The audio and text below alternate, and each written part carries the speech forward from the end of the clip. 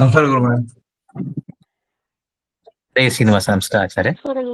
ನಮಸ್ಕಾರ ಗುರುಗಳೇ. ನಮಸ್ಕಾರ ಗುರುಗಳೇ.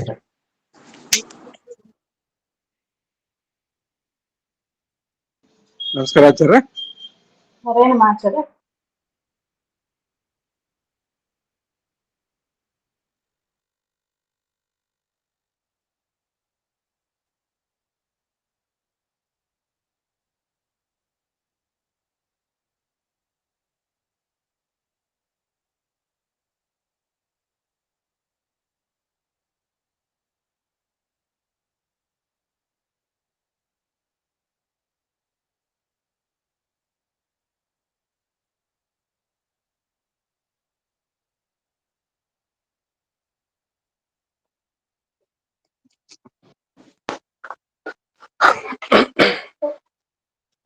ನಮಸ್ಕಾರ ಗುರುಗಳೇ.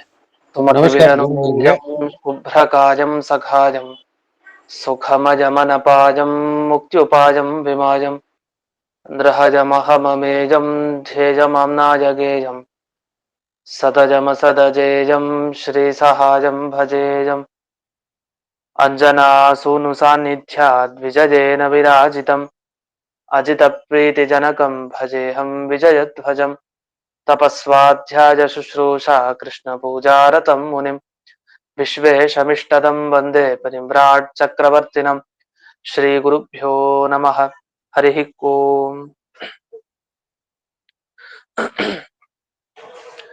ಜನ್ಮಾದ್ಯಸ್ಯ ಯತೋನ್ವಜಾದಿತರತಶ್ಚಾರ್ಥೇಷ್ವಭಿಘ್ನಸ್ವರಾಟ್ ತೇನೇ ಬ್ರಹ್ಮ ಹೃದಯ ಆದಿಕವಯೇ ಮುಹ್ಯಂತಿ ಯಂ ಸೂರಯಃ ತೇಜೋ ವಾರಿಮೃದಾಂ ಯಥಾ ವಿನಿಮಯೋ ಯತ್ರ ತ್ರಿಸರ್ಗೋ ಮೃಷಾ ಧಾಮ್ನಾ ಸ್ವೇನ ಸದಾ ನಿರಸ್ತಕುಹಕಂ ಸತ್ಯಂ ಪರಂ ಧೀಮಹಿ.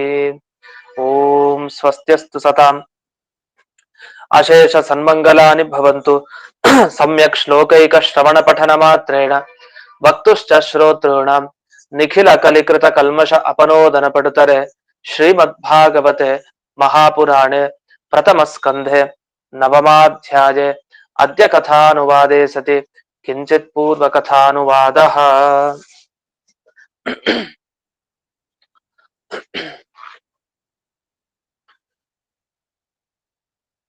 ಭೀಷ್ಮಾಚಾರ್ಯರ ಬಳಿ ಕೃಷ್ಣ ಮತ್ತೆ ಯುಧಿಷ್ಠಿರ ಇವರೆಲ್ಲ ಬಂದಿದ್ದಾರೆ.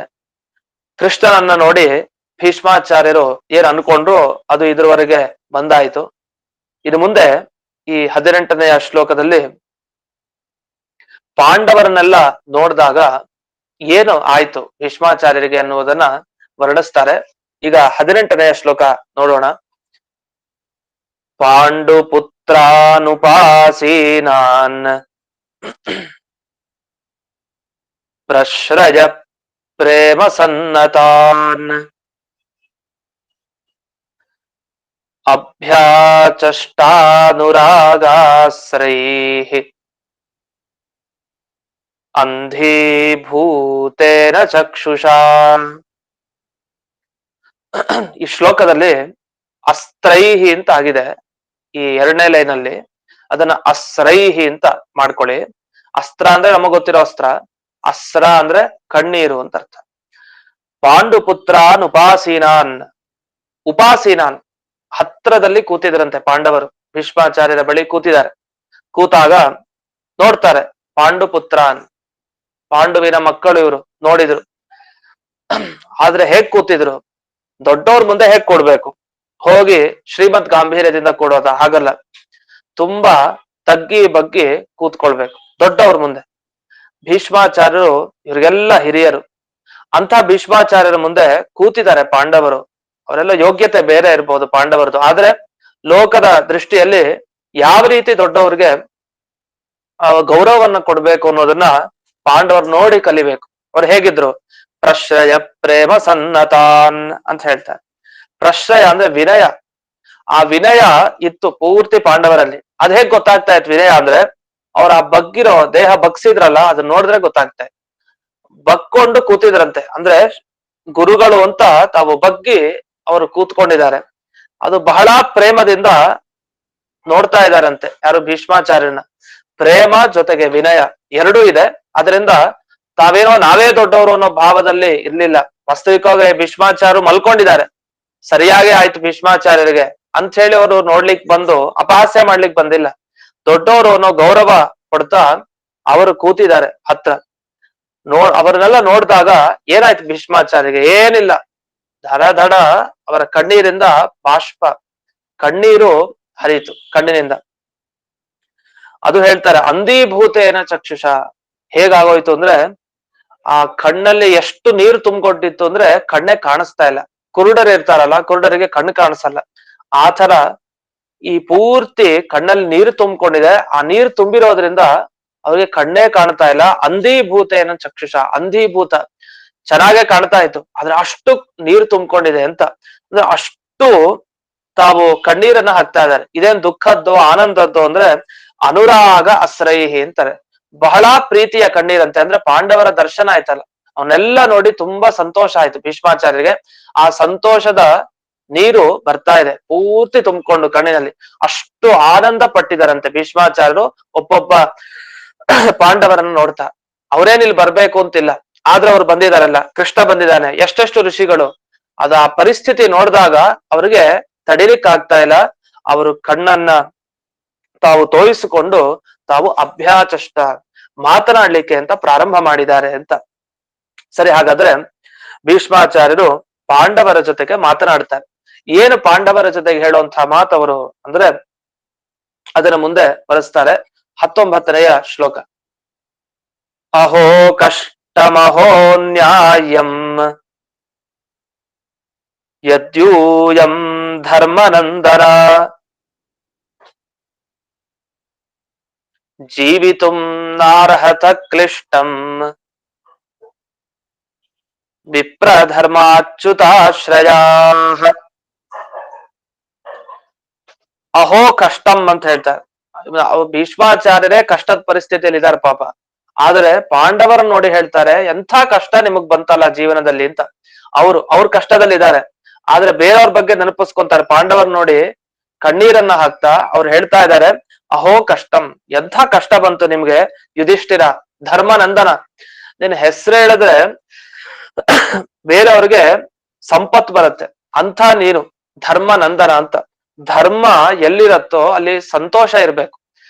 ಯಾಕೆಂದ್ರೆ ಧರ್ಮನಂದನ ಅಂತ ಅವ್ನಿಗೆ ಹೆಸರು ಬಂದಿದೆ. ಅದಕ್ಕೆ ಧರ್ಮರಾಜನಿಗೆ ಯಾಕೆ ನಂದನ ಅಂತ ಬಂತು ಹೆಸರು, ಧರ್ಮನಂದನ ಅಂತ ಯಾಕೆ ಕರಿತಾ ಇದ್ರು ಅಂದ್ರೆ ಧರ್ಮ ಪಾಲನೆ. ಅಷ್ಟು ಚೆನ್ನಾಗಿ ಧರ್ಮಾಚರಣೆ ಮಾಡ್ತಾ ಇದ್ರು ಪಾಂಡವರು.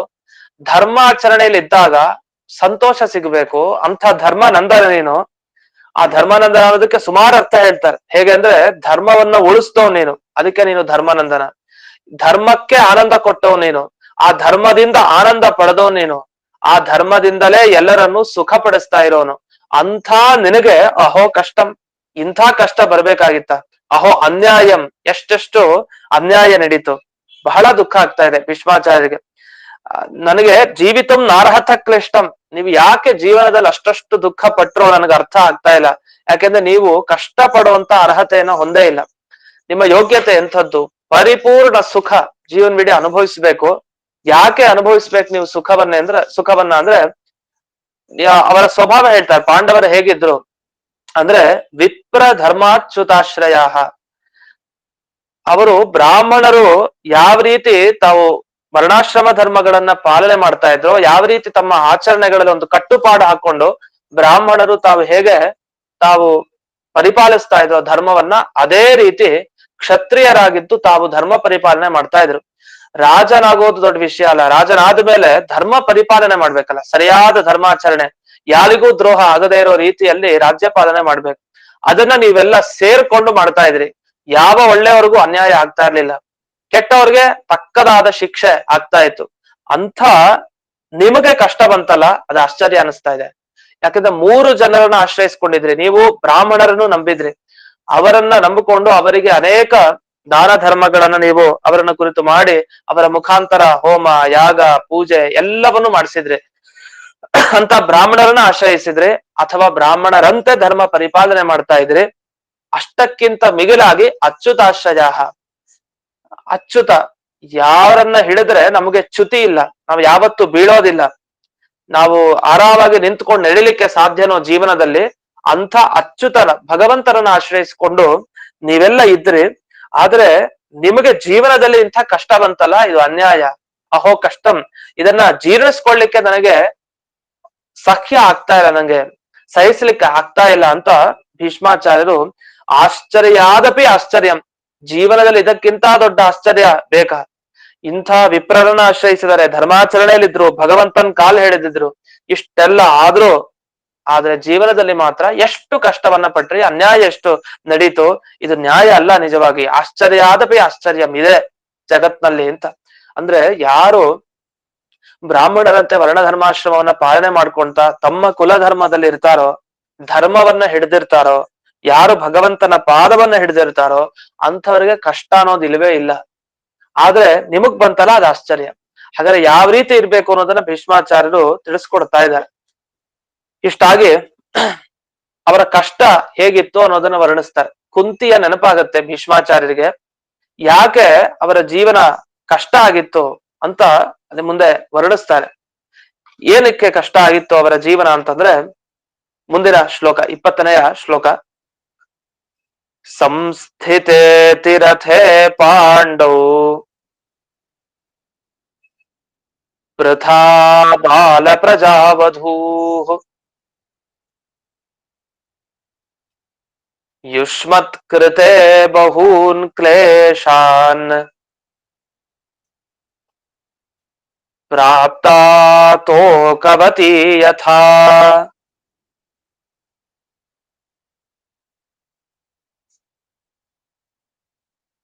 ಸಂಸ್ಥಿತೆ ಅತಿರಥೇ ಪಾಂಡವ್. ಈಗ ಮನೆಯಲ್ಲಿ ಒಂದು ಸಂಸಾರದಲ್ಲಿ ಮಕ್ಕಳಿರ್ತಾರೆ, ಮಕ್ಕಳ ತಾಯಿ ಇರ್ತಾರೆ. ಆದ್ರೆ ಮಕ್ಕಳು ತಮ್ಮ ತಂದೆಯನ್ನ ಕಳ್ಕೊಳ್ತಾರೆ. ತಂದೆ ಕಳ್ಕೊಂಡ್ಮೇಲೆ, ಅದು ತಂದೆ ಬಹಳ ಬಲಿಷ್ಠ, ಅತಿರಥ, ಅಂಥ ದೊಡ್ಡ ರಥಿಕ, ಭಾರಿ ಯೋದ್ಧ ಯಾರು? ಪಾಂಡು. ಆದ್ರೆ ಅಂಥ ಪಾಂಡು ತಾನು ನಿರ್ಯಾಣವನ್ನು ಹೊಂದಿದ ಮೇಲೆ, ತಾನು ಸ್ವರ್ಗಕ್ಕೆ ಸೇರಿದ ಮೇಲೆ ಇವ್ರ ಕಥೆ ಏನು? ಚಿಕ್ಕ ಮಕ್ಕಳು ಪಾಂಡವರು. ಅಂಥ ಚಿಕ್ಕ ಮಕ್ಕಳಾದ ಪಾಂಡವರನ್ನ ಇಟ್ಟುಕೊಂಡು ಬಾಲ ಪ್ರಜಾ ವಧೂ ಅಂತಾರೆ, ಸೊಸೆ. ಆ ಕುಲದ ಸೊಸೆ ಯಾರು? ಕುಂತಿ.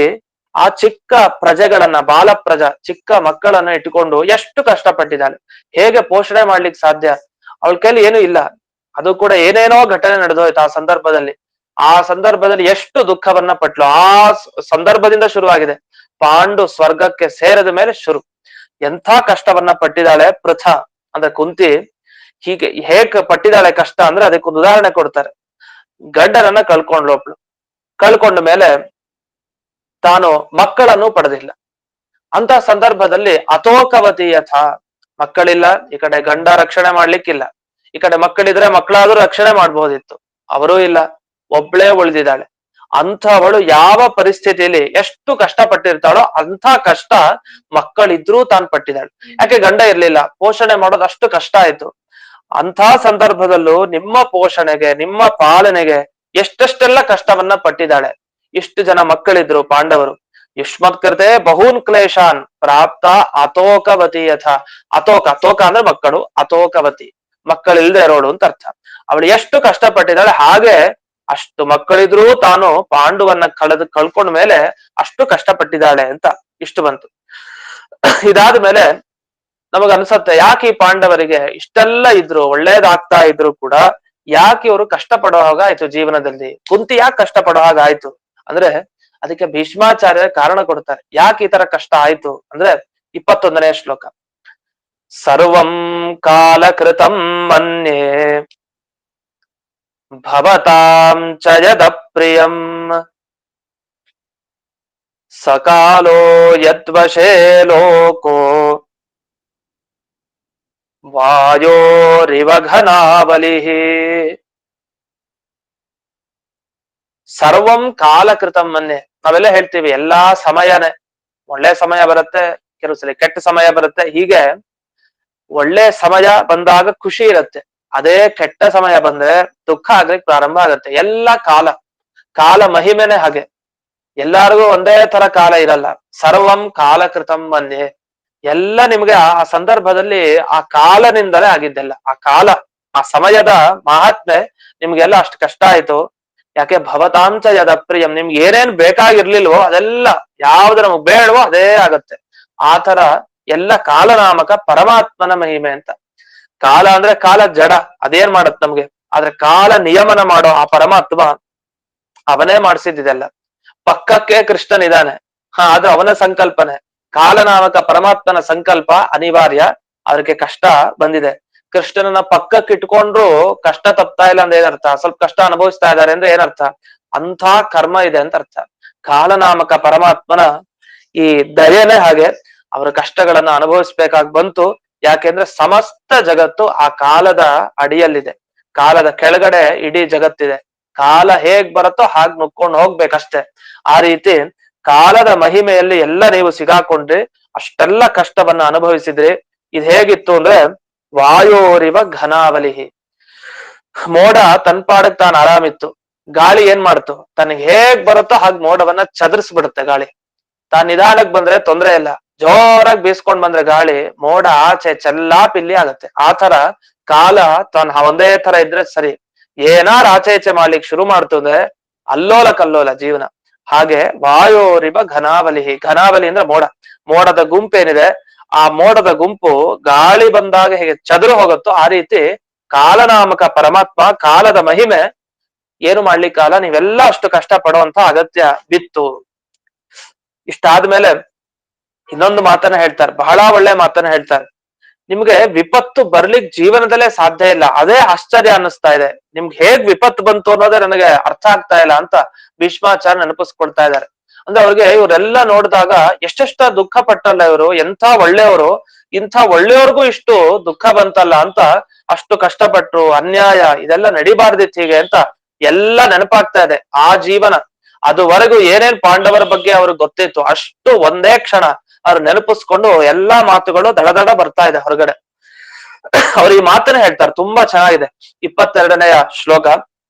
ಈ ಶ್ಲೋಕ ಪಾರಾಯಣ ಮಾಡ್ಬೇಕು, ಬಹಳ ವಿಪತ್ತು ಪರಿಹಾರ ಆಗತ್ತೆ ನಮ್ಗೆ. ಆಪತ್ತುಗಳ ಪರಿಹಾರ ಆಗ್ಬೇಕು ಅಂದ್ರೆ ಈ ಶ್ಲೋಕ ಪಾರಾಯಣ ಮಾಡ್ಬೇಕು, ಅಂತ ಅದ್ಭುತವಾದ ಶ್ಲೋಕ. ಯತ್ರ ಧರ್ಮ ಸುತೋರಾಜ್ಞ ಗದಾಪಾಣಿರ್ವೃಕೋದರಃ ಕೃಷ್ಣೋಸ್ತ್ರೀ ಗಾಂಡಿವಂ ಚಾಪಂ ಸಹೃತ್ ಕೃಷ್ಣಸ್ತತೋ ವಿಪತ್. ರಾಜ ಇದ್ದಾನೆ ಅಂದ್ರೆ ರಾಜ ಯಾರು, ರಂಜಕ ರಾಜ ಅಂತ.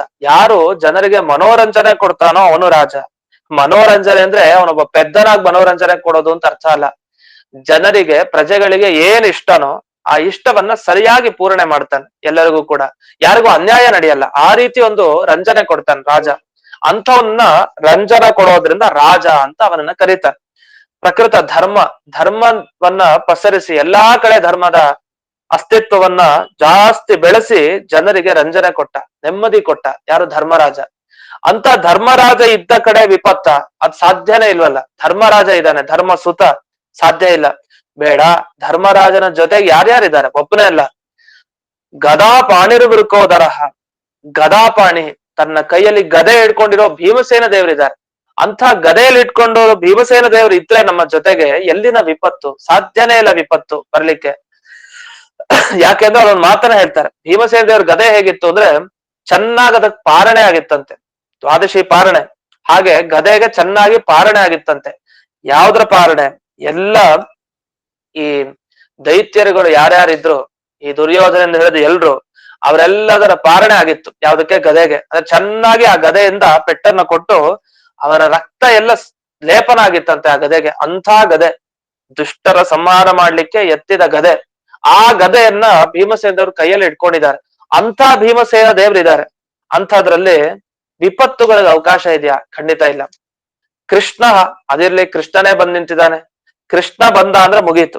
ಅವನು ಪರಬ್ರಹ್ಮ, ಸಕಲ ಚರಾಚರ ಪ್ರಪಂಚಕ್ಕೆ ಒಡೆಯ ಸ್ವಾಮಿ. ಅವನಿದ್ರೆ ವಿಪತ್ತಿಯಲ್ಲಿ.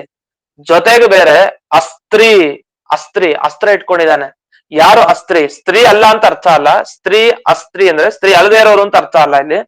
ಅಸ್ತ್ರೀ ಅಂದ್ರೆ ಚೆನ್ನಾಗಿ ದ್ರೋಣಾಚಾರ್ಯರ ಬಳಿ ನಿರಂತರ ಅಭ್ಯಾಸ ಮಾಡಿದವನು. ಯಾರು? ಅರ್ಜುನ. ಅರ್ಜುನ ತಾನು ಹಿಡಿದಿರೋ ಆ ಗಾಂಡೀವ ಧನುಸ್ಸು ಏನಿದೆಯಲ್ಲ ಅದ ಹೆಸರಿಗೆ ನಡಕ. ಯಾರಿಗೆ? ಆ ಎಲ್ಲರೂ ಮುಂದಿರೋ ಪ್ರತಿ ಯೋಧರುಗಳಿಗೆ. ಯುದ್ಧ ಮಾಡ್ಲಿಕ್ಕೆ ಬರೋರೆಲ್ಲ ಗಾಂಡೀವ ಧನುಸ್ಸನ್ನ ಎತ್ಕೊಂಡ್ ಬಂದ ಅಂದ್ರೆ ಅರ್ಜುನ ಮುಗೀತು. ಅವ್ರು ಯಾರು ನಿಲ್ತಾ ಇಲ್ಲ. ಆ ಗಾಂಡೀವ ಧನುಸ್ಸನ್ನ ಆ ಶಬ್ದ ಬಂತು ಅಂದ್ರೆ ಅದರಿಂದ ಆ ಶಬ್ದ ಕೇಳ್ಲಿಕ್ಕೆ ಆಗ್ತಾ ಇರ್ಲಿಲ್ಲ. ಭೀಮಸೇನ ದೇವರು ಧ್ವನಿ ಕೇಳ್ಲಿಕ್ಕೆ ಆಗ್ತಾ ಇರ್ಲಿಲ್ಲ, ಅದರಲ್ಲೇ ನಡ್ಗೋಗಿರೋರು. ಇನ್ನು ಇಲ್ಲಿ ಗಾಂಡೀವ ಧನುಸ್ಸಿನ ಧ್ವನಿ ಕೇಳ್ಲಿಕ್ಕೆ ಆಗ್ತಾ ಇರ್ಲಿಲ್ಲ. ಅಂಥ ಗಾಂಡೀವ ಧನುಸ್ಸನ್ನ ಅರ್ಜುನ ಹಿಡ್ಕೊಂಡಿದ್ದಾನೆ. ಅಂತ ಅರ್ಜುನ ಇದ್ದಾನೆ, ಗದೆಯನ್ನು ಹಿಡಿದ ಭೀಮ ಇದ್ದಾನೆ, ಈ ಕಡೆ ಧರ್ಮರಾಜ ಇದ್ದಾನೆ, ಕೃಷ್ಣನಿದ್ದಾನೆ. ಸಾಕಲ್ಲ, ಇನ್ಯಾರು ಬೇಕು? ಇಷ್ಟು 4 ಜನ ಇದ್ರು. ತಥೋ ವಿಪತ್, ಹೇಗ್ ವಿಪತ್ತು ಬಂತು? ಸಾಧ್ಯನೇ ಇಲ್ಲ ವಿಪತ್ ಬರ್ಲಿಕ್ಕೆ. ಯಾಕೆ? ಸುಹೃತ್, ಅನಿಮಿತ್ತ ಬಂಧು ಪಕ್ಕದಲ್ಲೇ ಇದ್ದಾನೆ ಕೃಷ್ಣ. ಅಂತ ಅನಿಮಿತ್ತೋಪಕಾರಿ ಯಾದ ಕೃಷ್ಣ ಇದ್ದಾಗ ಇಷ್ಟೆಲ್ಲ ಕಷ್ಟ ಬರ್ಲಿಕ್ಕೆ ಹೇಗ್ ಸಾಧ್ಯ? ಅದಕ್ಕೆ ಉತ್ತರ ಕೊಟ್ಬಿಡ್ತಾರೆ. ಇಷ್ಟೆಲ್ಲ ಯಾಕೆ ಕಷ್ಟ ಬಂತು ಅಂದ್ರೆ ಪ್ರಾರಬ್ಧ ಕರ್ಮ ಇದ್ರೆ ಅನಿವಾರ್ಯ ಅನುಭವಿಸ್ಬೇಕಾಗಿ ಬರುತ್ತೆ ಅನ್ನೋದೇ ಉತ್ತರ ಇದಕ್ಕೆ ಅಂತ ಮುಂದುವರಿಸ್ತಾರೆ. 23ನೇ ಶ್ಲೋಕ. ನಹ್ಯಸ್ಯ ಕರ್ಹಿಚಿತ್ ರಾಜನ್ ಪುಮಾನ್ ವೇದ ವಿಧಿತ್ಸಿತಂ ಯದ್ವಿಜಿಜ್ಞಾಸಯಾ ಯುಕ್ತಾಃ ಮುಹ್ಯಂತಿ ಕವಯೋಪಿ. ಅದಕ್ಕೆ ಹೇಳ್ತಾರೆ, ಏನಿಲ್ಲ, ಭಗವಂತ ಹೇಗಿರ್ತಾನೆ ಅಂದ್ರೆ ತನ್ನ ಭಕ್ತರ ಕೈಲಿ ಪಾಪ ಮಾಡಿಸ್ತಾನಂತೆ, ಪಾಪಕರ್ಮ ಮಾಡಿಸಿ ಅವ್ರಿಗೆ ಕಷ್ಟ ಕೊಡ್ತಾನಂತೆ. ಯಾಕೆ ಮಾಡಿಸ್ಬೇಕು ಈ ಭಗವಂತ ಪಾಪಕರ್ಮನ? ಪಾಪ ಅವ್ರು ಪಾಡಗಿದ್ರು, ಭಕ್ತರು ಬೇರೆ, ಯಾರೋ ಬೇರೆಯವ್ರಾದ್ರೆ ಸರಿ, ಭಕ್ತರು ಹೇಳಿ ಕೇಳಿ ಭಕ್ತರು ಅವ್ರ ಕೈಲಿ ಪಾಪಕರ್ಮ ಮಾಡಿಸೋದು, ಆಮೇಲೆ ಅವ್ರಿಗೆ ಕಷ್ಟ ಕೊಡೋದು. ಯಾಕೆ ಈ ಭಗವಂತ ಹೀಗ್ ಮಾಡ್ತಾನೆ? ಸಹಜವಾದ ಪ್ರಶ್ನೆ. ಅದನ್ನ ಭೀಷ್ಮಾಚಾರ್ಯ ಎತ್ಕೊಂಡು ಅದಕ್ಕೆ ಉತ್ತರ ಕೊಡ್ತಾರೆ. ನಹಿ ಅಸ್ಯ ಕರ್ಹಿಚಿತ್ ರಾಜನ್ ಧರ್ಮರಾಜನಿಗೆ ಹೇಳ್ತಾರೋ ಮಾತು, ಅಣ್ಣನಿಗೆ ದೊಡ್ಡವನು ಅವನಿಗೆ ಹೇಳ್ತಾ ಇದ್ದಾರೆ ಧರ್ಮರಾಜ. ಅದು ಜಾಸ್ತಿ ಭಗವಂತನ ಬಗ್ಗೆ ಯೋಚನೆ ಮಾಡ್ಲಿಕ್ಕೆ ಹೋಗ್ಬಾರ್ದಂತೆ. ಯಾಕೆಂದ್ರೆ ಜ್ಞಾನಿಗಳೆಲ್ಲ ಕವಯೋಪಿ ಮುಖ್ಯಂತಿ, ಜ್ಞಾನಿಗಳೆಲ್ಲ ಭಗವಂತನ ಬಗ್ಗೆ ತಿಳ್ಕೊಳ್ಬೇಕು ಅಂತ ಹೊರಟ್ರಂತೆ. ಅವ್ರಿನ್ನೂ ಪ್ರಯತ್ನ ಪಡ್ತಾನೆ ಇದ್ದಾರೆ, ಅವ್ರಿಗೆ ಪೂರ್ತಿ ತಿಳ್ಕೊಳಿಕ್ ಆಗ್ತಾನೆ ಇಲ್ಲ. ಯದ್ವಿ ಜಿಜ್ಞಾಸಯ ಯುಕ್ತಾಹ, ಪೂರ್ತಿ ಭಗವಂತನ ವಿಚಾರದಲ್ಲೇ ತಿಳ್ಕೊಳ್ಳಿಕ್ಕೆ ಮುಳುಗಿ ಇನ್ನು ಮೋಹನೆ ಅವ್ರಿಗೆ, ಭ್ರಮೆಯಲ್ಲೇ ಇದ್ದಾರೆ ಹೊರತು ಇನ್ನು ತೀರ್ಮಾನಕ್ಕೆ ಬರ್ಲಿಕ್ಕೆ ಆಗ್ತಾ ಇಲ್ಲ. ಅಂದ್ಮೇಲೆ ಪುಮಾನ್ ವೇದ ವಿಧಿತ್ಸಿತಂ, ಯಾರು ತಿಳಿಲಿಕ್ಕೆ ಸಾಧ್ಯ ಅಂತ? ವಿಧಿತ್ಸಿತಂ ಅಂದ್ರೆ ಆ ಭಗವಂತ ತಾನು ಏನ್ ಮಾಡ್ಬೇಕು ಅಂತ ಅನ್ಕೊಳ್ತಾನೋ ಅದನ್ನ ಯಾರು ತಾನೇ ತಿಳ್ಕೊಳ್ಲಿಕ್ ಸಾಧ್ಯ? ಅವನ ಇಚ್ಛೆ ನಮಗ್ ಗೊತ್ತಾಗಲ್ಲ. ಅದನ್ನ ತಿಳ್ಕೊಳ್ಲಿಕ್ ಹೋದ್ರೆ ನಮ್ಮಂತ ಮೂರ್ಖರು ಯಾರು ಇರಲ್ಲ. ಯಾಕೆಂದ್ರೆ ಜ್ಞಾನಿಗಳೇ ಕಷ್ಟಪಡ್ತಾ ಇದ್ದಾರೆ ಈ ಭಗವಂತನ ಬಗ್ಗೆ ತಿಳಿಲಿಕ್ಕೆ. ಅಂದ್ರೆ ಭಗವಂತ ಏನ್ ಬಯಸ್ತಾನೆ, ಏನಕ್ಕೆ ಅವ್ನು ಹಿಂಗ್ ಮಾಡ್ತಾ ಇದ್ದಾನೆ ಎಲ್ಲ ತಿಳ್ಕೊಳ್ಲಿಕ್ ಪ್ರಯತ್ನ ಪಟ್ಟು ಅವರೂ ಕೂಡ ಇನ್ನು ಕೊನೆಗೂ ತಿಳ್ಕೊಳ್ಲಿಕ್ ಆಗ್ಲಿಲ್ಲ. ಆ ಭಗವಂತನ ವ್ಯಾಪಾರ ಅರ್ಥನೇ ಆಗಲ್ಲ. ಅವನು ಯಾವಾಗ ಏನ್ ಮಾಡ್ಬೇಕು ಅಂತ ಅನ್ಕೊಳ್ತಾನೋ ಅದು ಖಂಡಿತ ಯಾರಿಗೂ ಗೊತ್ತಾಗಲ್ಲ. ಅಂದ್ಮೇಲೆ ನಿಮಗೂ ಹಾಗೆ ನಿಮ್ಮ ಕರ್ಮಾನುಸಾರಿಯಾಗಿ ಕೆಲವು ಕೆಲಸ ಮಾಡಿಸಿದ ಅದರ ಪಾಪದ ಫಲವಾಗಿ ನೀವು ಕೂಡ ಅನುಭವಿಸಿದಿರಿ ಅಂತ. ಇಷ್ಟೆಲ್ಲ ಹೇಳ್ಮೇಲೆ ನಮ್ಗೆ ಅನ್ಸುತ್ತೆ ಇವ್ರನ್ನೆಲ್ಲಾ ಸ್ಮರಣೆ ಮಾಡ್ಕೊಂಡ್ರೆ ನಮಗ್ ವಿಪತ್ ಬರಲ್ಲ ಅಂತ ಹೇಳೋ ತರ ಮಾತು ಹೇಳಿ, ಈಗ ಅವ್ರಿಗೆ ವಿಪತ್ ಬಂದಿದೆ, ಅಂತ ವಿಪತ್ ಬಂದಿರೋರ್ಗೆ ಅಂಥವ್ರನ್ನ ನಾವು ಸ್ಮರಣೆ ಮಾಡ್ಕೊಂಡ್ರೆ ನಮ್ಗೇನ್ ವಿಪತ್ ಕಳಿಯತ್ತ ಅಂತ. ಅದ್ ಹಾಗಲ್ವಂತೆ. ಇದೆಲ್ಲ ಒಂದು ನಟನೆ.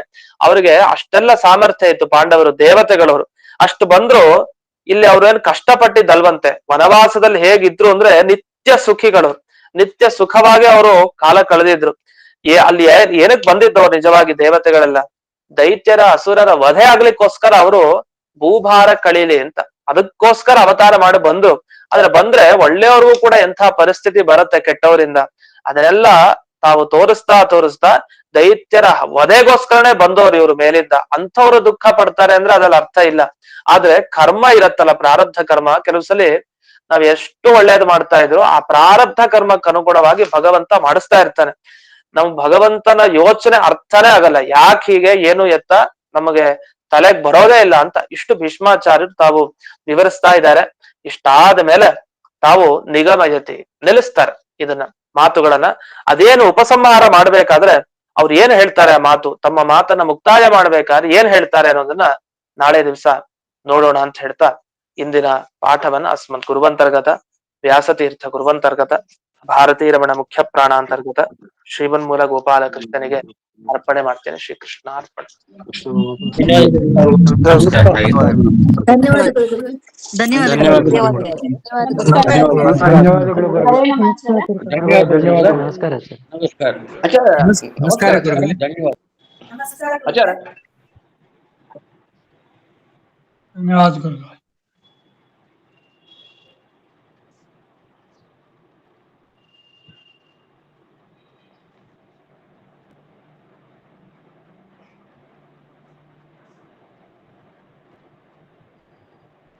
आज किती 15 तारीख ग.